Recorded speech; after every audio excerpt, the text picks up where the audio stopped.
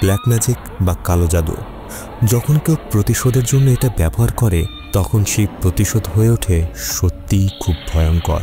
আপন মানুষগুলো যখন আপনার ক্ষতির কারণ হয় তখন প্রতিশোধই তাদের শাস্তি দেওয়ার একমাত্র মাধ্যম। এই মুভিটি শুধুমাত্র ইন্দোনেশিয়ার সাধারণ একটি হরর মুভি নয়, এতে রয়েছে ভয়ঙ্কর প্রতিশোধের গন্ধ, যার নাম হলো। গল্পের শুরুতেই নির্জন বনের ধারে এক ব্যক্তিকে দেখতে পাই। দেখে মনে হচ্ছিল কোন এক অশুভ শক্তি যেন তার শরীর নিয়ন্ত্রণ করছে। সে নিজেই নিজেকে আঘাত করতে শুরু করে। এরপর সে ধীরে ধীরে সেখানে থাকা অদ্ভুত কুঁড়ে ঘরের দিকে এগোতে শুরু করে। এই সময় তার ছোট্ট মেয়েটি দৌড়ে এসে পা ধরে অনুরোধ করতে থাকে, বাবা এমনটা করো না। লোকটি অসহায়ের মতো কাঁদতে কাঁদতে বলে, এছাড়া আমার আর কোনো উপায় নেই। এরপর সে বাধ্য হয়ে ওই কুঁড়ে ঘরের কাছে যায়। সে ছুরি দিয়ে আবার তার শরীরে আঘাত করে। ভয়ঙ্কর কষ্টে সে চিৎকার করতে থাকে। বাচ্চা মেয়েটি অসহায়ের মতো এই সব কিছুই দেখছিল। তার করার যেন কিছুই ছিল না। চতুর্দিকে অদ্ভুত মন্ত্র পড়ার কণ্ঠ ভেসে আসতে থাকে। লোকটি পাশে থাকা হারিকেন হাতে তুলে নেয়। তখনই আমরা দেখতে পাই তার পেছনে অদ্ভুত অস্বাভাবিক কিছু একটা দাঁড়িয়ে আছে। এখানে স্পষ্টভাবে বোঝা যায় লোকটি যা কিছু করছে তা এই অপশক্তির বশীভূত হয়েই করছে। কিছুক্ষণের মধ্যেই লোকটি সেই হারিকেন দিয়ে পুরো বাড়িতে আগুন লাগিয়ে দেয়। বাবার এমন ভয়ঙ্কর মৃত্যু স্থিরভাবে দাঁড়িয়ে দেখছিল বাচ্চা মেয়েটি। অভিশপ্ত এই আগুনের ছোঁয়া বাচ্চাটি পর্যন্ত পৌঁছে যায়। এর ফলে মেয়েটির দুই হাতের ওপরের অংশ কিছুটা পুড়ে যায়। এই ঘটনা ঘটে গেছে প্রায় 15 বছর। এখন আমরা বাসে একটি মেয়েকে দেখতে পাই, আর এই মেয়েটি হলো 15 বছর আগের সেই বাচ্চা মেয়ে তান্ত্রী। তান্ত্রী এখন যথেষ্ট বড় হয়েছে। এই সময় আমরা তান্ত্রীর হাত দেখি, যেখানে ছোটবেলার সেই পুড়ে যাওয়া ক্ষত স্পষ্ট দেখা যাচ্ছিল। আর এই দাগটি যেন সেই কালো রাতের এক ভয়ঙ্কর প্রমাণ হিসেবে তার সাথেই থেকে গেছে। চতুর্দিকে মুষলধারে বৃষ্টি হচ্ছিল। এর মধ্যেই সে ছাত্রীবাসে পৌঁছায়। হঠাৎ এক ঠান্ডা বাতাস তাকে ছুঁয়ে চলে যায়। তান্ত্রী স্কলারশিপ পেয়ে একটি প্রাইভেট ইউনিভার্সিটিতে এসেছে পড়াশোনা করার জন্য, আর বর্তমানে সে সেই বিশ্ববিদ্যালয়ের পাশেই একটি ছাত্রীবাসে থাকার জন্য এসেছে। এই সময় তান্ত্রী তার গলার নেকলেসটি একবার দেখে। মনে হচ্ছিল কোনো এক বিশেষ আবেগ জড়িয়ে আছে তার এই নেকলেসের সাথে। তান্ত্রী এখন একদমই একা। তার বাবা মারা যাওয়ার বেশ কিছুদিন আগেই তার মা মারা গিয়েছিল। তান্ত্রী তার ঘরের দরজা খোলে। তখনই তার কাঁধে অদ্ভুত এক হাত দেখতে পাই। তান্ত্রী পেছনে তাকাতে দেখে দুইজন মেয়ে সেখানে দাঁড়িয়ে আছে, যাদের একজনের নাম হলো আস্থা, আরেকজনের নাম ফে। এখানে তারা একে অপরের সাথে পরিচিত হয়। কথা শেষ হয়ে গেলে তান্ত্রীকে রেখে তারা চলে যায়। এরপর তান্ত্রী পুরো ঘরটি ঘুরে দেখে। এই সময় সে একটি গ্রুপ ছবি পায়, যেখানে আস্থা ও ফে ছাড়াও আরও 3 জন ছিল। হঠাৎ ছবিটি হাত থেকে বিছানার নিচে পড়ে যায়। জীবনের কোনো কিছুই যেন তার ঠিক মতো হচ্ছে না। কিছুটা বিরক্ত হয়ে তান্ত্রী সেই ছবিটি তুলতে যায়। হঠাৎ বিছানার নিচে অদ্ভুত ভয়ানক কিছু একটা সে দেখে। ভয়ে আতঙ্কে চিৎকার করে উপরে উঠতেই দেখে সেখানে কেউ নেই। এরপর আমরা আস্থাকে দেখি। আস্থার চাচা জামাল তাকে একটি মেসেজ করেছিল। মেসেজটি দেখে মনে হচ্ছিল জামালের সাথে তার অপ্রত্যাশিত কিছু একটা ঘটনা ঘটেছে। হঠাৎ কিছু একটা শব্দ শুনে আস্থা আয়নার দিকে তাকায়। সে দেখে আস্থা নিজেই নিজের গলা ছুরি দিয়ে কেটে ফেলছে। এর পরের দৃশ্যে আমরা দেখি তান্ত্রী সকলের সাথে বসে খাবার খাচ্ছিল। এখানে ফে এবং আস্থাও ছিল। তান্ত্রী তাদেরকে জিজ্ঞেস করে গত রাতে কি কোনো অদ্ভুত কিছু তারা দেখেছে কিনা, কেননা তার সাথে এমনই কিছু একটা ঘটেছে। এই সময় আস্থা জানায় তাদের 2 বন্ধু বেশ কিছুদিন আগে থেকেই নিখোঁজ হয়ে গেছে। একজনের নাম ছিল আরুম। তাকে তার বাবা বাড়িতে নিয়ে গিয়েছিল। তারপর থেকেই তাদের আর কোনো খোঁজ নেই। আর লাকি সম্ভবত আত্মহত্যা করেছে, কেননা সে মারা যাওয়ার আগে একটি নোট লিখে গিয়েছিল, কিন্তু তার মৃতদেহ এখনও খুঁজে পাওয়া যায়নি। এই সময় তাদের রেজা নামে একজনের সাথে পরিচয় হয়। তারা প্রত্যেকেই এই বিষয়গুলো নিয়ে অনুসন্ধান করছিল যে আরুম আর লুকির সাথে আসলে ঘটেছেটা কি। এরপর তান্ত্রী ফ্রেশ হচ্ছিল, হঠাৎ পাশে অদ্ভুত শব্দ শুনতে পায় সে। বিষয়টি কি ঘটলো সেটা দেখার জন্য ধীরে ধীরে বাইরে উকি দেয়, কিন্তু তেমন কিছু না দেখে সে পুনরায় গোসল করতে শুরু করে। কিন্তু পর্দায় স্পষ্ট একটি ছায়া তার পেছনে দেখা যাচ্ছিল। তান্ত্রীও কেমন যেন অদ্ভুত কিছু একটা অনুভব করছিল, আর তাই সে দ্রুত বাথরুম থেকে বেরিয়ে চলে যায়। তখনই আয়নায় দেখা যায় তার পিছু পিছু আসছে একটি আত্মা। এদিকে রাতে ফে তার ঘরে বসে কাজ করছিল, তখনই তার ঘরের দরজা একাই খুলে যায়। ফে ভয়ে ভয়ে পেছনে তাকালেও সেখানে কাউকেই দেখতে পায় না। কেউ আছে কিনা দেখার জন্য বাইরে আসে, আর তার পাশেই জানালার পেছনে একটি ছায়া দেখা যায়। বাইরে আসতে হঠাৎ করে তার দরজা বন্ধ হয়ে যায়। অনেক চেষ্টা করলেও ফে যেন কোনোভাবেই দরজাটি খুলতে পারছিল না। বেশ কিছুক্ষণ চেষ্টা করার পরে অবশেষে দরজা খুলে সে ভেতরে ঢোকে। ভয়ে তার প্রতিটি লোম যেন দাঁড়িয়ে গেছে। তখনই সে জানালায় একটি শব্দ শোনে, আর তাই সে জানালার কাছে গিয়ে পর্দা সরায়। হঠাৎ ভয়ঙ্কর আত্মা দেখা মাত্র সে চিৎকার করে গুটিসুটি হয়ে ঘরের কোনায় বসে পড়ে। প্রচণ্ড ভয়ে সে যেন পাথর হয়ে গেছে। ওদিকে তান্ত্রী তার পরিবারের ছবি দেখছিল। মনে পড়ে যায় বাবার দেয়া সেই লকেটের স্মৃতির সময়। এরপর ঘুমোতেই অদ্ভুতভাবে সে নিজেকে একটি জায়গায় খুঁজে পায়। এখানে সে নিখোঁজ হওয়া লুকিকে দেখতে পায়, আর তার সামনে ঘটতে থাকে লুকির সাথে যা ঘটেছিল। লাকি একটি সুসাইড নোট লেখে, আর ক্রমেই ঘরের পুরোটা জায়গা জুড়ে এক অদ্ভুত ফিসফিস শব্দ শোনা যাচ্ছিল, যার ফলে লাকি নিজেই নিজেকে ভয়ঙ্করভাবে আঘাত করতে থাকে। কিন্তু আয়নার দিকে তাকালে স্পষ্টভাবে বোঝা যায় এই সব কিছু করা ছিল সেই ভয়ঙ্কর শয়তান। এরপর সেই শয়তানের মাধ্যমে লুকি নিজেই নিজের গলা কেটে কুয়োর ভেতরে পড়ে যায়। এই ভয়ঙ্কর স্বপ্ন দেখা মাত্রই তান্ত্রীর ঘুম ভেঙে যায়। পরদিন সকালে সে চলে যায় সেই কুয়োর কাছে, যেখানে গত রাতে লাকিকে মরতে দেখেছিল। আর সত্যি সত্যি সেখানে লাকির লাশ খুঁজে পাওয়া যায়, যাকে প্রায় 1 বছর যাবৎ কেউ কোথাও খুঁজে পায়নি। এরপর তান্ত্রীর সাথে ফি এবং আস্থা কথা বলে। তারা তান্ত্রীকে বলে, তুমি যেহেতু লাকিকে খুঁজে পেয়েছ, তাহলে অবশ্যই তোমার স্বপ্নের মাধ্যমে আরুমকেও খুঁজে বের করতে পারবে। এরপর সকলে একসাথে গাড়ি করে যাওয়ার প্রস্তুতি নিচ্ছিল। এই সময় মায়েশ নামের একটি ছেলে তান্ত্রীর হাত চেপে ধরে জিজ্ঞেস করে, তুমি লাকিকে কিভাবে খুঁজে পেলে? আর কিছু বলার আগেই বাকিরা এসে তাকে বাধা দেয়। এরপর তান্ত্রীকে নিয়ে তারা বেরিয়ে পড়ে। ছেলেটি যেন তাকে কিছু একটা বলতে চাচ্ছিল, কিন্তু আর বলা হলো না। এরপর সকলে মিলে গাড়ি করে পৌঁছে যায় আরুমদের বাড়িতে। পুরো জায়গাটা দেখে মনে হচ্ছিল অনেকদিন যাবৎ এখানে আর কেউ থাকে না। তান্ত্রী জানালা দিয়ে ভেতরে দেখার চেষ্টা করে। হঠাৎ তার সামনে আরুম চলে আসে। ভয়ে জানালার কাছে হাত লাগাতে সেটি ভেঙে হাতে আঘাত লাগে। বাকিরা দৌড়ে এসে তার হাতে কাপড় বেঁধে দেয়। ওদিকে আস্থা ভেতরে যাবার একটি রাস্তা খুঁজে পায়। এরপর সকলে বাড়ির ভেতরে ঢোকে। পুরো ঘর জুড়ে বিভিন্ন রকমের কাগজ ছড়িয়ে ছিটে ছিল। মনে হচ্ছিল কেউ কিছু একটা এখানে খুঁজে গিয়েছে। তখনই তান্ত্রী কিছু একটা শুনতে পায়। মনে হচ্ছিল পাশের ঘর থেকেই কেউ তাকে ডাকছে। অদ্ভুতভাবে সেই শব্দটি যেন তান্ত্রীকে বশ করে নেয়। এরপর তান্ত্রী পাশের একটি ঘরে ঢোকে। হঠাৎ বিছানা সেখান থেকে সরে যায়, যার নিচে ছিল অদ্ভুত এক বৃত্ত।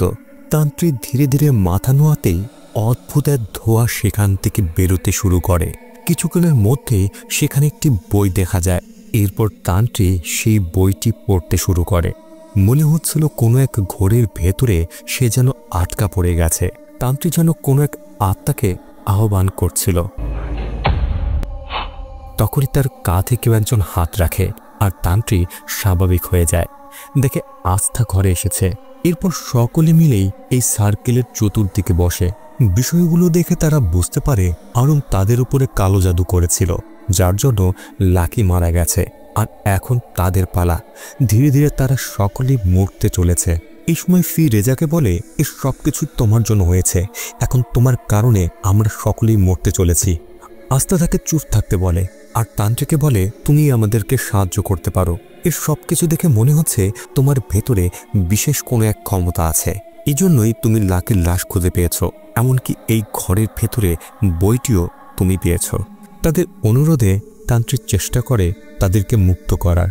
অবাক করার বিষয় হলো সার্কেলের ভেতরে ইতিমধ্যে আস্থা, ফে এবং রেজার নাম লেখা ছিল। এরপর হাতে প্রত্যেকে একটি করে কাচের টুকরো নেয়, তারপর হাত থেকে রক্ত সেই সার্কেলের ভেতরে ফেলে। এরপর শুরু হয় রিচুয়াল। তারা সকলে একসাথে মন্ত্রপাঠ করতে শুরু করে। মন্ত্রপাঠের এক পর্যায়ে তান্ত্রিক কিছু একটা দেখে যেন ভয় পাচ্ছিল। আসলে তার সামনে ছিল সেই শয়তানি আত্মা, যেটা শুধুমাত্রই সে দেখতে পাচ্ছিল। আত্মাটা তাকে বলছিল ওই 5 জনকে অভিশাপ দেয়া হয়েছে, আর এই অভিশাপ শুধুমাত্র যে পাপ কাজ করেছে তার জন্য নয়, বরং তার পরিবার, এমনকি তার বংশে যারা জন্ম নেবে তাদের প্রত্যেকের ওপরেই এই অভিশাপ ছড়িয়ে পড়বে। আত্মাটি আরও বলতে থাকে, তোমরা যতক্ষণ না পর্যন্ত মারা যাচ্ছ ততক্ষণ পর্যন্তই এই অভিশাপ চলতে থাকবে। তোমরা আমাকে ডেকেছ আমার সাহায্য পাওয়ার জন্য, কিন্তু আমার সাহায্য তোমরা তখনই পাবে যখন তোমরা আমার সাথে যাবে, অর্থাৎ মৃত্যু ছাড়া এই অভিশাপ থামানোর আর কোনো পথ নেই। এই ঘটনার পরে প্রত্যেকে যেন ভেঙে পড়ে, বিশেষ করে ফে যেন একটু বেশি ভেঙে পড়ে। এটা দেখে রেজা রেগে বলে, তুমি এত ভেঙে পড়ছো কেন? এটা তো শুধুমাত্র সেই 5 জনের পরিবারের যারা পাপ কাজ করেছে, অথবা যারা ওই পাপীর বংশ থেকে এসেছে। এরপর রেজা প্রত্যেককে পৌঁছে দিয়ে বাড়ি ফিরছিল, তখনই সে দেখতে পায় তার গাড়ির পেছনের ক্যামেরায় সে আত্মাকে দেখা যাচ্ছে। হঠাৎ আত্মাটি গাড়ির ভেতরে এসে তার গলা টিপে ধরে। রেজার চিৎকার শুনে ফে আর তান্ত্রিক সেখানে আসে, আর মুহূর্তে আত্মাটি অদৃশ্য হয়ে যায়। আপাতত রেজা বেঁচে গেল। ওদিকে আস্থা তার বাড়িতে ফিরে দেখে তার চাচা জামাল ঘুমাচ্ছে। এই সুযোগে তার চাচার শার্ট থেকে একটু কাপড় আর দাড়ি থেকে একটু চুল কেটে নিচ্ছিল। তখনই ওর আঙ্কেলের ঘুম ভেঙে যায়। আঙ্কেল প্রথমে কিছু বুঝতে না পারলেও যখনই হাতে কাচিটি দেখে তখনই সে প্রচণ্ড রেগে যায়। এরপর সে জোর করে আস্থার সাথে বাজে কাজ করতে শুরু করে। এই থেকেই বোঝা যায় আস্থা ছোটবেলা থেকেই তার আঙ্কেলের কাছে ভয়ঙ্করভাবে নির্যাতন হয়ে আসছে, যেই পরিস্থিতি থেকে এখনও আস্থা বাঁচতে পারেনি। আর আস্থার কাছেও এগুলো নতুন কিছু ছিল না, তাই মুখ বুঝে সে সঠিক সময়ের অপেক্ষা করছিল। এদিকে ফে তার ঘরে বসে এ সব কিছু নিয়ে ভাবছিল। হঠাৎ একটি হাত তার মুখ চেপে ধরে। ভয়ে সে প্রাণপণে চিৎকার করতে থাকে। এদিকে তান্ত্রী ফ্রেশ হওয়ার জন্য বাথরুমে যায়। হঠাৎ সে তার নিয়ন্ত্রণ হারিয়ে ফেলে আর নিজেকে আস্থার বাড়িতে দেখতে পায়। এমনকি তার সামনে আস্থার চাচার গলা সেই শয়তানি আত্মা চেপে ধরে রেখেছিল। লোকটি মারা যাওয়ার সাথে সাথেই তান্ত্রী পুনরায় ছাত্রীবাসে জেগে ওঠে। তাহলে কি আস্থা ওই চুল আর কাপড় দিয়ে তার চাচাকে কালো জাদু করে মেরে ফেলল? এই সন্দেহে তান্ত্রী ফের ঘরে গিয়ে দেখে সত্যি তারা এক ভয়ঙ্কর কালো জাদু করেছে। এজন্য তান্ত্রী তাদের কাছ থেকে সেই বইটি ফেরত চায়, কিন্তু আস্থা সেই বইটি ফিরিয়ে দিতে রাজি হয় না। এই সময় ফের তান্ত্রীর কাছে আস্থার সমস্ত ঘটনা খুলে বলে। এমনকি সে এটাও জানে যে আস্থার এমন অবস্থা হয়েছিল যার জন্য সে অ্যাবর্শন করতে বাধ্য হয়েছে। তখনই আস্থা তাকে চর মারে। অর্থাৎ আস্থা চায় না এই বিষয়গুলো নিয়ে আরও আলোচনা হোক, কেননা তার আঙ্কেলের শাস্তি ইতিমধ্যেই তারা দিয়ে দিয়েছে। সে আর তার জীবনে এগুলো কথা মনে রাখতে চায় না। এই ঘটনাগুলো জানার পরে তান্ত্রিক ঘুমোতে চলে যায়। তখনই অস্বাভাবিক কিছু একটা ধীরে ধীরে তান্ত্রির কাছে এগিয়ে আসে, আর তার কানের কাছে গিয়ে ফিসফিস করে কিছু বলতেই তান্ত্রিক চমকে ওঠে। আত্মাটি তার কাছে সাহায্য চাচ্ছিল। পরের দিন সকালে তাদের কাছে আস্থার আঙ্কেলের মৃত্যুর খবর আসে, আর এতে আস্থা অনেক খুশি ছিল। যেহেতু তান্ত্রির সাথে গত রাতে তাদের ঝগড়া হয়েছিল, তাই তান্ত্রি মাইস নামে সেই ছেলেটির কাছে গিয়ে কথা বলতে থাকে। মাইস তখন তান্ত্রির কাছে কিছু বিষয় শেয়ার করে, যেটা শুনে তান্ত্রি বেশ অবাক হয়। সে জানায়, এই যে আরু নামের মেয়েটা যার কথা তুমি শুধু শুনেই গেছো, তার নিখোঁজ হওয়ার পেছনে তোমার বন্ধুরাই দায়ী। আসলে রেজা আর লাকি আরুনকে নিয়ে বাজি ধরেছিল যে কে আগে তার সাথে ফিজিক্যাল রিলেশন করতে পারবে। অবশেষে এই বাজিতে রেজা জয়ী হয়। কিন্তু আরুম তাদের এই বিষয়টি যখন জানতে পারে ততক্ষণে অনেক দেরি হয়ে গেছে। রেজা এবং লাকি মিলে আরুমের আপত্তিকর ছবি পুরো ক্যাম্পাসে ছড়িয়ে দেয়। আর এই কারণে আরুম এতটা কষ্ট পায়, যার ফলে সে এই অপকর্মের প্রতিশোধ নিতে চায় এক ভয়ঙ্কর কালো জাদুর মাধ্যমে। অবাক করার বিষয় হলো এটা, আস্থা কিন্তু নিজেও একজন ভুক্তভোগী ছিল, তবুও সে আরুমের হয়ে কোনো প্রতিবাদ করেনি। এখন যেহেতু মাহিদ সবসময় ফটোগ্রাফি করত, তাই সে তান্ত্রিকে কিছু ছবি দেখায়, যেটা কিনা ওই দিন লাশ পাওয়ার সময় তোলা হয়েছিল।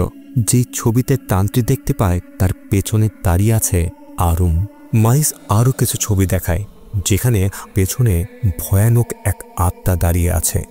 তান্ত্রিক তখন জানায় এটা হলো সুরুগানাক। তান্ত্রিকে মাহিসের সাথে কথা বলতে দেখে আস্থা যেন মোটেই সহ্য করতে পারছিল না। এর কারণ হলো আস্থা মাহিসকে অনেক পছন্দ করত। এই রাগ ও ক্ষোভ নিয়ে আস্থা চলে যায় তান্ত্রির ঘরে, আর সেখানে গিয়ে চিরুনিতে লেগে থাকা কিছু চুল আর টেবিলে থাকা তান্ত্রিক ছবি ছাড়াও আরও বেশ কিছু জিনিস সেখান থেকে নিয়ে যায়, যেন আস্থা তান্ত্রির ওপরে কালো জাদু করতে পারে।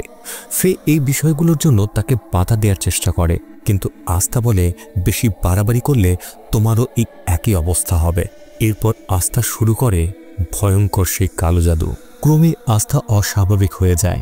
এদিকে ফে ঘরের বাইরে থেকে প্রতিনিয়ত অনুরোধ করছিল এই সব কিছু বন্ধ করতে। তখনই আস্থা বেরিয়ে এসে জোর করে তার মাথা থেকে কিছু চুল নিয়ে আবার ভেতরে চলে যায়। ভয় পেয়ে ফে প্রাণ বাঁচানোর জন্য সেখান থেকে পালাতে থাকে, কিন্তু তার পেছনে ছিল সেই ভয়ঙ্কর আত্মা, যে তার সামনে হাওয়ায় ভাসছিল। মুহূর্তে সেই আত্মাটি ফেকেও হাওয়ায় তুলে নেয়।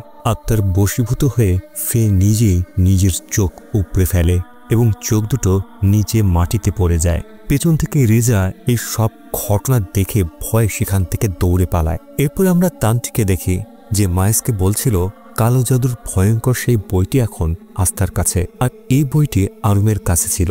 আস্থা অনেক আগে থেকেই আরুমের এই বইটি নেয়ার চেষ্টা করছিল। এমনকি আস্থায় আরুমের বাড়িতে প্রথমে গিয়েছিল দেখেই ঘরের ভেতরটা তখন এলোমেলো দেখেছিলাম, কেননা সে তাদের আসার আগেই বইটা খুঁজতে শুরু করেছিল।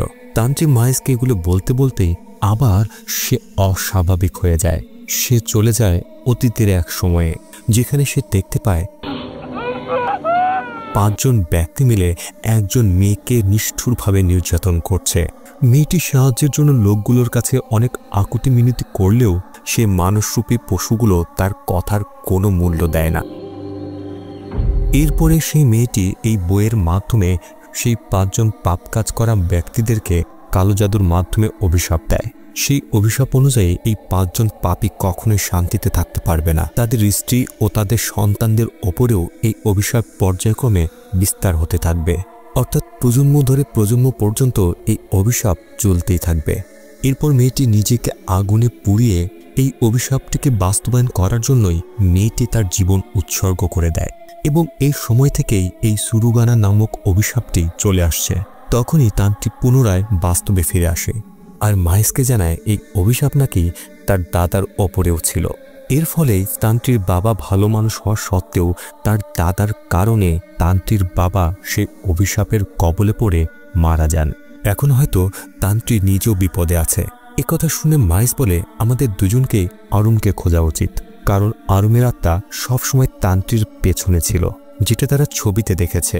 সেই ওয়াশরুমের আয়নায় দেখা অদ্ভুত আত্মাটি, আরুমের বাড়িতেও সেই রুমের ভেতরে দেখানো মেয়েটি, আর রাত্রে ঘুমানোর সময় তান্ত্রির কাছে সাহায্য চাওয়া মেয়েটি। এই মেয়েটির আত্মাটি আসলে আরুমের ছিল। আরুমের আত্মা তান্ত্রিকে কিছু একটা তো বলতে চায়, এজন্য তারা দুজনে ফিরে যায় আরুমের বাড়িতে তদন্ত করার জন্য। আর ওদিকে আস্থা পুরোপুরি এখন আত্মার বশীভূত হয়ে গেছে, আর সেই আত্মার মাধ্যমেই তান্ত্রির ওপরে হামলা করতে থাকে। কিন্তু অদ্ভুত ব্যাপার হলো, কোন এক অদৃশ্য শক্তি যেন তান্ত্রিকে প্রতিনিয়ত রক্ষা করছিল। হঠাৎ করে চারিদিক থেকে কাঁচ ভেঙে তাদের ওপরে আসতে থাকে, যার ফলে মাইস মারাত্মকভাবে আহত হয়। এতে সে জ্ঞান হারায়। তান্ত্রিক কাঁদতে থাকে, সে মনে করে মাইস মারা গেছে। এই সময় তান্ত্রিক আরুমের আত্মা দেখতে পায় যে সেই বাড়িতে নির্দিষ্ট একটি জায়গায় ইশারা করে দেখাচ্ছে। তান্ত্রিক আরুমের দেখানো সেই নির্দেশনা অনুযায়ী একটি রুমের ভেতরে প্রবেশ করে। রুমের ভেতরে ঢোকা মাত্রই তান্ত্রিক আরও একটি ভীষণ দেখতে পায়। যেখানে আরুম সকলের প্রতি বদলা নেওয়ার জন্য রিচুয়াল করছিল। আরুমের বাবা আরুমকে এসব করতে বাধা দেয়, কিন্তু ততক্ষণে অনেক দেরি হয়ে গেছে, কেননা আরুম ইতিমধ্যেই সেই শয়তানের বশে চলে এসেছে। এজন্য তার বাবা আরুমকে লোহার শেকল দিয়ে একটি রুমে আটকে রাখে। কিন্তু আরুমের ভেতরে ছিল সেই ভয়ঙ্কর শয়তান, যে শয়তানটি তার শক্তির মাধ্যমে আরুমের বাবাকে ভয়ঙ্করভাবে মেরে ফেলে। এরপরে তান্ত্রী পুনরায় স্বাভাবিক হয়ে যায়, কিন্তু জ্ঞান ফিরে আসলেও তান্ত্রী দেখে এই ঘরের ভেতরেই বাধা আছে আরুম, কিন্তু আরুম পুরোপুরি সে আত্মার দখলে। তবুও তান্ত্রী তাকে খুলে দেওয়ার জন্য কাছে যায়। সেই মুহূর্তে আস্থা সেখানে আসে, আর তার চোখ দেখেই বোঝা যাচ্ছিল শয়তান এখন তার ভেতরে। আস্থা মাইশকে মেরে ফেলার হুমকি দিতে থাকে। এ সময় তান্ত্রিক বোঝায়, তুমি চাইলেও মাইশকে মারতে পারো না, কারণ তুমি মাইশকে ভালোবাসো। আস্থা, আমি তোমাকে বলছি, শয়তানের কবল থেকে বেরিয়ে আসো। তুমিও আমাদের মতোই একজন অভিশপ্ত মানুষ। তুমি ওই শয়তানের আদেশ নয়, বরং নিজের কথা শোনো। কিন্তু আস্থা ছুরিটি পুরোপুরি মাহিসের গলায় ঢুকিয়ে দেয়, যার ফলে মাহিস সেখানেই মারা যায়। তখনই আস্থা নিজের জ্ঞান ফিরে পায়, আর তার মাধ্যমে এমন কাজ হওয়ার ফলে অনুতপ্ত হয়ে কাঁদতে থাকে। মুহূর্তে আস্থা পুনরায় শয়তানের বশে চলে এসে নিজেই নিজের গলা কেটে ফেলে। এমন অবস্থায় আরুম শয়তানের শক্তি ব্যবহার করে শেকল ছিঁড়ে ফেলে। আরুমের ওপরে এখন সেই অশুভ শক্তি পুরোপুরি ভর করেছিল। আত্মাটি বলতে থাকে, তোমরা কেউ এই অভিশাপ থেকে পার পাবে না। সেই পাপীর বংশধরেরা তোমাদের প্রত্যেককেই মরতে হবে। এই সুযোগে তান্ত্রী নিচে পড়ে থাকা সেই ছুরিটি দিয়ে আরুমকে আঘাত করে। অবাক করার বিষয় হলো, মুহূর্তে আরুমের ভেতর থেকে সেই শয়তানটি বেরিয়ে যায়, আর আরুম ধীরে ধীরে মৃত্যুর কোলে ঢলে পড়ে। কিন্তু মারা যাওয়ার সময় আরুম তান্ত্রীকে ধন্যবাদ দিয়ে যায়। এই ঘটনার বেশ কিছুদিন পর একটি নিউজে দেখানো হয় পুলিশ রেজাকে অ্যারেস্ট করেছে, কেননা রেজা আরুম ছাড়াও আরো অনেক মেয়ের সর্বনাশ করেছে। এরপর আমরা তান্ত্রীর ছোটবেলার এক দৃশ্য দেখি, যেখানে তান্ত্রী তার বাবার সাথে বসেছিল। তান্ত্রীর বাবা জানায় কিভাবে তার মা তান্ত্রীর জন্য নিজের জীবন উৎসর্গ করে দিয়েছিল। অর্থাৎ তার মায়ের কাছে এমন পরিস্থিতি তৈরি হয়েছিল যে সময় নিজে এবং মেয়ে দুজনের মধ্যে একজনকে বেছে নিতে হবে, কিন্তু তান্ত্রীর মা নিজের জীবনকে না বেছে তান্ত্রীর জীবন বেছে নিয়েছিল। এই ঘটনাটি জানার পর থেকেই তান্ত্রী তার মায়ের নেকলেসটি সবসময় পরে থাকত, যেটি তার বাবা তাকে দিয়েছিল, আর তার মায়ের এই লকেটটি প্রতিনিয়ত তান্ত্রীকে রক্ষা করে আসত। বর্তমানে আমরা তান্ত্রীকে দেখি তার হাতে সেই কালো জাদুর বই, যে বইটি সে আগুনে পুড়িয়ে ফেলে। ওদিকে আমরা ফেকে দেখি যে এখনও জীবিত ছিল, কিন্তু তার চোখ ছিল না, আর তাকে এখন মানসিক হাসপাতালে রাখা হয়েছে। হঠাৎ করে তার দুই চোখ থেকে রক্ত পড়তে শুরু করে। এরপরে আমরা রেজাকে দেখি, যে জেলখানায় বন্দী ছিল, কিন্তু সেও স্বাভাবিক ছিল না। প্রতিনিয়ত তার অবস্থা খারাপ হতে থাকে। ওদিকে তান্ত্রিকে দেখি, যে ভয়ঙ্কর এক স্বপ্ন থেকে জেগে উঠেই দেখে তার হাতে সেই কালো জাদুর বই ফিরে এসেছে, কিন্তু সে তো এটা আগুনে পুড়িয়ে দিয়েছিল। এমনকি তান্ত্রী যখন বাসের যাত্রীদের দিকে তাকায়, তাদেরকে দেখে মোটেও স্বাভাবিক মনে হচ্ছিল না। অর্থাৎ তান্ত্রী ভেবেছিল সে অভিশাপ শেষ করে দিয়েছে, কিন্তু সেটা সবেমাত্র শুরু হলো। ওদিকে আরুমের বাড়িতে অদ্ভুত লাঠি হাতে কালো কাপড় পরা এক মহিলা দাঁড়িয়েছিল, যার চোখ মোটেও স্বাভাবিক ছিল না। কিন্তু এই মহিলাটিকে